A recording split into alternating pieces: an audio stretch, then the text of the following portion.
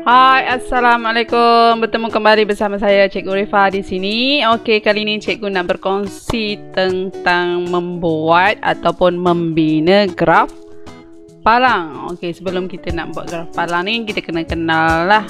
Graf palang tu ada dua jenis, iaitu yang pertama adalah graf palang mencangcang ataupun nama glamournya adalah graf palang menegak. Dan yang kedua adalah graf palang mengufuk ataupun lebih dikenali sebagai graf palang melintang. Okey, macam mana menegak, macam mana melintang, kita tengok video seterusnya.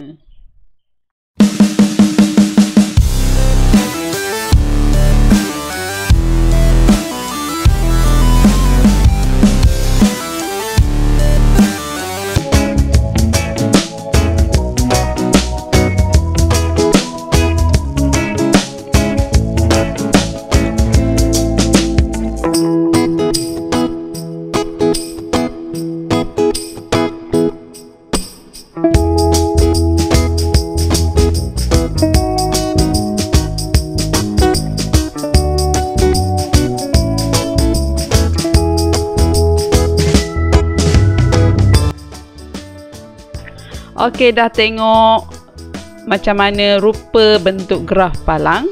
Jom kita tengok langkah seterusnya untuk membina graf palang ini. Jom. Okey, ni salah satu contoh cara nak membina carta palang mencancang ataupun carta palang menegak. Okey, kat sini saya dah bagikan satu graf kotak-kotak ni, petak graf ataupun petak graf. Okey, yang dan dua anak panah ni, yang menegak ni dipanggilnya paksi Y ataupun paksi mencancang. Yang melintang ni dinamakan paksi X ataupun paksi mengufuk. Okey, dan saya dah bagikan kat sini adalah contoh data berkenaan dengan bilangan buku cerita yang dibaca bagi 4 orang murid, iaitu Zira, Anis, Zara dan Alia. Okey, jom kita tengok macam mana nak membina carta palang ini berdasarkan data yang diberikan ini. Okey, langkah yang pertama ialah kita tengok data yang diberikan ni adalah macam ni, iaitu untuk 4 orang murid. Dia ada nama, dia ada bilangan buku cerita. Okey, bilangan buku cerita ni kita letak di paksi Y dan nama ni kita letak di paksi X. Okey, macam mana nak letaknya? Macam ni. Okey, sini bilangan buku cerita, tajuk dia bilangan buku cerita. Okey, bilangan buku cerita. Kat bawah ni untuk X, saya kata untuk paksi X ni adalah untuk nama. So, tulis nama. Okey, nama tu ada 4 nama yang perlu dituliskan. Macam mana nak letaknya? Saya selang 2 petak, saya letak tanda senggatan di sini. Okey, yang tegak-tegak kecil hijau tu namanya senggatan. Okey, so tulislah yang pertama adalah Zira. Okey ni, Zira. Lepas tu Anis, tulis Anis. Lepas tu Zara, tulis Zara. Dan Alia, so tulis Alia. Okey, dekat sini pula kita nak tulis nilai ni. Okey, ni nilai untuk paksi Y yang saya kata tadi. Untuk paksi Y kan, dia adalah nombor ke-6. So, saya nak letak dia, nilai dia 2, 4, 6, 8, 10. Saya guna nombor ke-6. So, mula-mula kita letak sifar kat sini. Bucu ni kena wajib letak sifar. Okey, lepas tu saya nak selang dia macam tadi juga. Saya nak selang 2 petak. Okey, ada anak murid saya tak nak selang, boleh tak cikgu? Nak sekotak pun boleh, tak ada masalah. Okey, sebab ada ruang yang besar ni, saya nak selang dia 2 kotak, 2 petak. Okey, saya letak senggatan pertama, senggatan kedua, senggatan ketiga, senggatan keempat, senggatan kelima. Okey, saya ulang sekali lagi. Yang seni yang warna hijau garisan kecil itu adalah senggatan. Okey. Lepas tu saya kata tadi ni sebab nombor genap. So saya nak start dengan 2, 4, 6, 8, 10. Okey, siap untuk paksinya yang nilainya sekali. Lepas tu step yang kedua adalah untuk membuat bar dia. Okey, yang bar dia, nilai dia macam mana. Okey, cara nak buat nilai, nak letak nilai zira 10 carta palang. Palang dia tu nak buat macam mana? Awak guna pembaris awak. Ambil pembaris. Lepas tu saya guna kaedah lain lah sebab ni. Okey, guna pembaris awak. Awak cari dekat 10. Okey, tegakkan dekat 10, guna pembaris. Awak gariskan tepat-tepat dekat 10 menjadi macam ini. Okey, lebih kurang macam ni akan jadi guna pembaris. Okey, saya lukiskan macam ni. Okey, dah siap untuk zira sebab zira adalah 10. Okey. Lepas tu anis. Anis saya nak buat color lain. Saya nak buat color purple. Okey, saya guna pembaris lagi. Anis ni ada 6. So pergi dekat 6 ni. So pergi dekat anis. Anis kat sini, bukan dekat sini. Anis kat sini kan. Tu 6, dia 6. So buat kat sini. Okay, buat gariskan. Guna pembaris. Lepas tu ikut je kotak yang ada tu, tepat-tepat dengan 6. Okey, dah siap saya punya. Lepas tu Zara. Zara saya pun nak tukar color lain. Ada nak boleh saya tanya cikgu tak nak buat color lain, boleh tak? Color pensil je pun boleh. Okey, Zara 4. So Zara 4. So saya buat kat sini 4. Okey, tarik sikit. Ni dah lebih. Okey, tepat-tepat dengan 4. Okey, lepas tu okey, ni dah siap. Sekarang Alia. Alia 8. Saya nak guna color lain pula. Color coklat. Okey. Lepas tu saya nak melukis gambar barnya untuk Alia adalah 8. So 8 di sini. So kita tarik 8. Okey. Awak gariskan cantik-cantik. Siaplah. Okey. Maka siaplah bar untuk Zira, Anis, Zara dan Alia. Langkah seterusnya kita boleh mewarnakan. Ada anak murid saya kata tak nak warna boleh tak cikgu, nak lorek pun boleh. Tak ada masalah, nak lorek pun boleh. Nak warnakan pun boleh. Okey, jom kita warnakan dia dengan color yang awak suka. So saya nak lorekkan sahaja di sini. Saya tunjukkan cara lorek. So awak nak warna pun boleh, nak lorek pun boleh. Ini cara loreknya. Okey, ini untuk Zira. Lepas tu saya nak lorekkan untuk Anis. Okey, saya lorekkan untuk Anis. Okey, lepas tu untuk Zara saya tukarkan warna. Kenapa ada anak murid saya boleh tak nak warna yang sama je? Boleh. Kalau nak warna cantik lagi, nak warna-warni pun boleh. Okey. Dan last sekali adalah untuk Alia. So saya lorekkan untuk Alia. Okey. Okey, kat sini kita dah ada nama paksi X nya, dah ada nama B paksi Y nya, iaitu bilangan buku cerita. Ni nilai pun kita dah buat, nama pun kita dah isi, bar dia pun kita dah buatkan. Satu lagi tertinggal, iaitu adalah tajuk. Tajuknya kita salin yang ini. Yang hitam ni adalah untuk tajuk graf itu. So awak salin sahaja bilangan.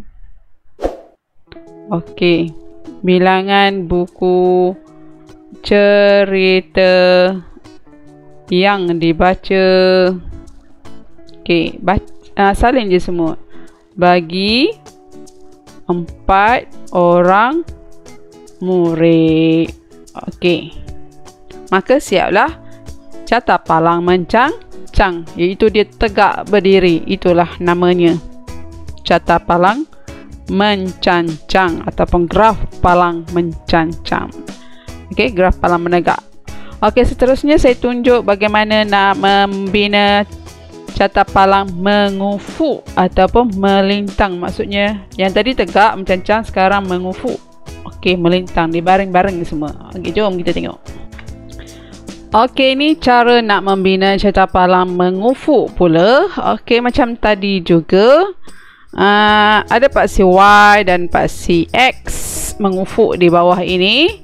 Dan ada data berkenaan pertandingan bowling, iaitu skor di antara Akil dapat 120, Iman dapat 160, Aiman dapat 140 dan Huda mendapat 150. Okey, daripada data ni jom kita buat carta palang mengufuk. Maksudnya mengufuk, maksudnya melintang. Dia bar tu melintang. Okey, jom kita tengok caranya.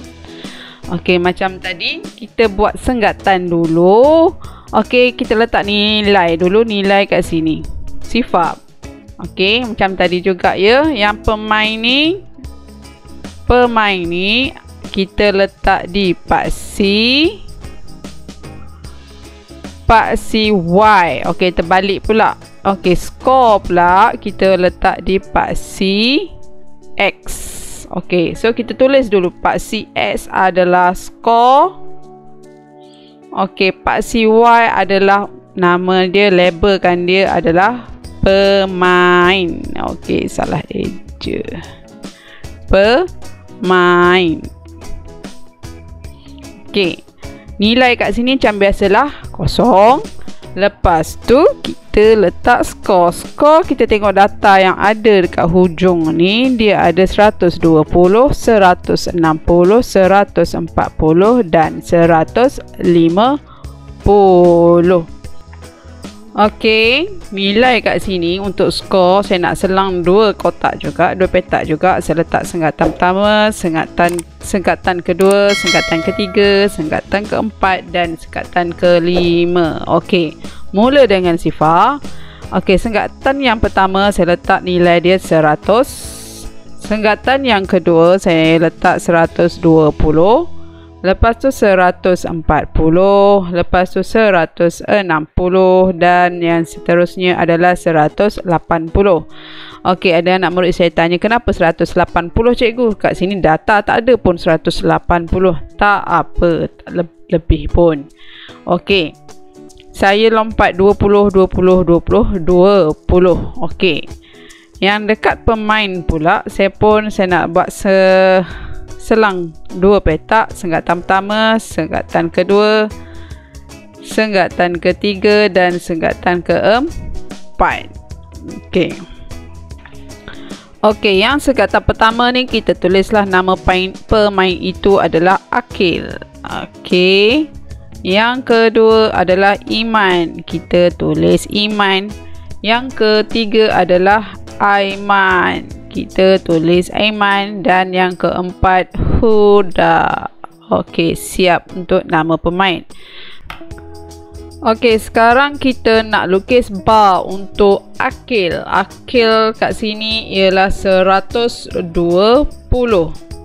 So, kita pergi dekat skor, kita tengok mana satu, 120. Awak guna pembaris awak. Okey, kat sini ada 120.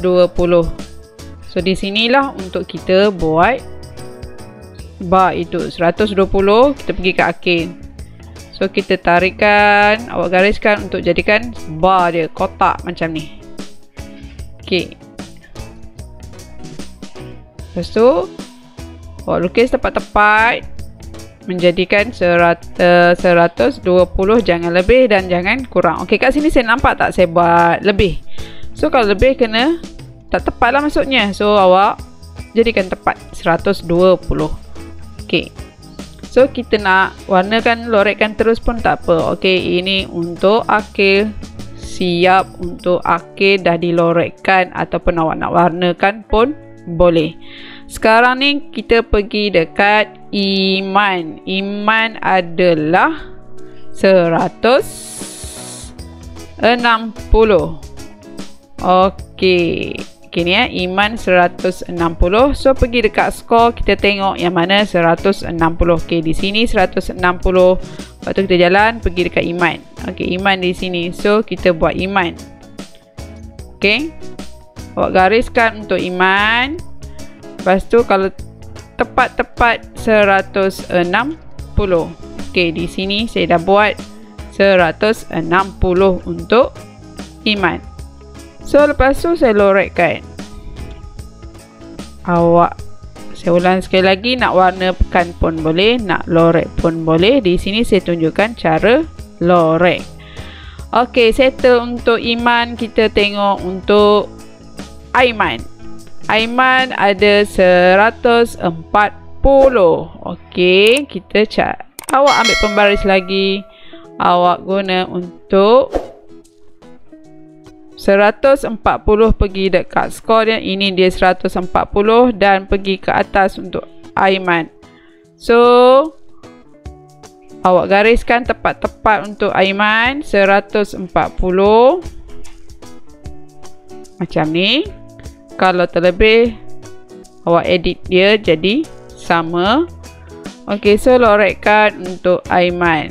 Okey, Aiman 140 dah siap.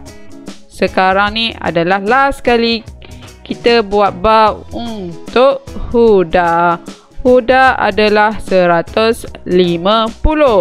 Okey, kat sini ada persoalannya. Macam mana nak tahu 150 sedangkan dekat skor yang tertulis kat sini ada 100, 120, 140, 160 dan 180. Di manakah terletaknya 150? Okey, sebenarnya 150 terletak di antara ini. Terletak di antara 140 dengan 160. Dia duduk di tengah-tengah ini. Inilah 150. So awak tahu kan sini ada 150.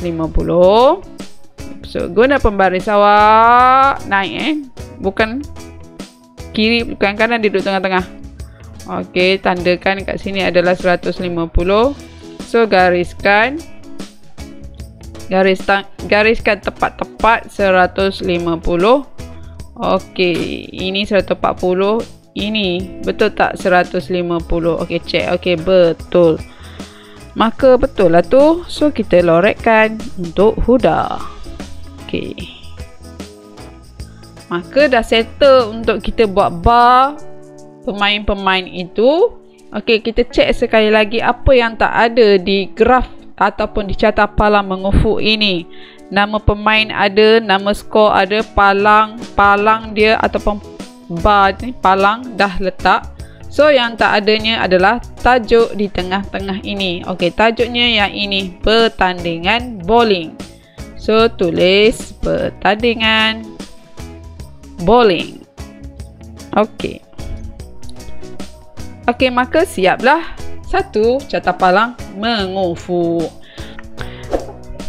Okey, itu saja pembelajaran hari ini. Semoga bermanfaat kepada semua dan saya mohon yang belum subscribe bolehlah tekan butang subscribe, tanda sokongan anda kepada saya, sebab tekan butang subscribe itu adalah percuma sahaja. Dan tidak lupa juga terima kasih pada yang sudah subscribe channel saya, tanda sokongan anda kepada saya untuk lebih bersemangat lagi dalam menghasilkan video-video pembelajaran yang lebih menarik.